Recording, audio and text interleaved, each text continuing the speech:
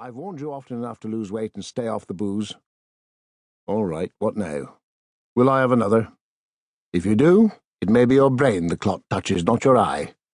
You'd better get away for a month's complete rest. I can't go away for a month. Why not? Nobody's indispensable? Oh, yes, they are. What about Winston Churchill? The trouble with you, apart from high blood pressure, is delusions of grandeur. Take Dora to the seaside.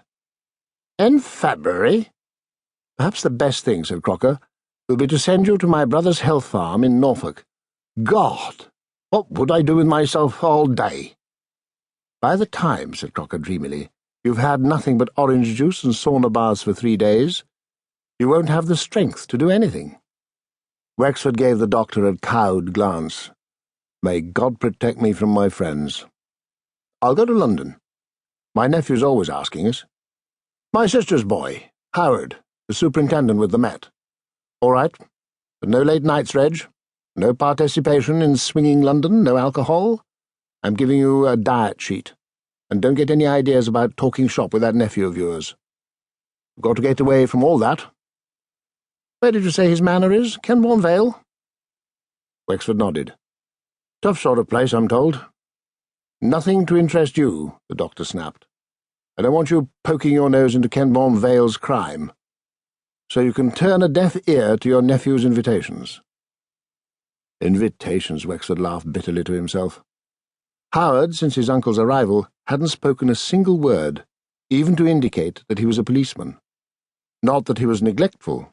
Howard was the most considerate of hosts, and when it came to conversation, quite deferential in matters of literature, in spite of his Cambridge first. Only to the subject nearest to his uncle's heart was he silent. It was obvious why. Detective superintendents, holding high office in the London crime squad, are above talking shop with detective chief inspectors from Sussex. Men who have inherited houses in Chelsea will not condescend with men who occupy 3-bedroom villas in the provinces. It was the way of the world. They would go to Peter Pan some other day, they said, resigning themselves without too much anguish to attending Harvey Nichol's fashion show instead. Wexford swallowed his pills, ate his poached fish, and watched Denise and Dora leave the house, each suitably attired, as befitted 30 years and 55. They got on fine, those two. As well as their joint determination to treat him like a retarded 6-year-old, they seemed to have every female taste in common. Self-pity never got anyone anywhere. It was time to forget all those pleasant visions he had had of helping Howard with his inquiries, even giving, he blushed to recall it, a few words of advice. Crocker had been right. He did have delusions of grandeur. They had been knocked on the head here, all right. The house itself was enough to cut any provincial down to size. It wasn't a big house, but then nor is a Taj Mahal very big. What made him tread like a cat burglar were the exquisite appointments of the place, the fragile furniture, the pieces of Chinese porcelain balanced on tiny tables, and Denise's flower arrangements, which he was always nearly knocking over. When he had had his hour's rest, he took the library tickets Denise had left him and walked down to Manresa Road, anything to get out of that house. He chose a novel, and then Moore's Utopia. After that he sat down for a long while in the library, not even opening the books, but thinking about home.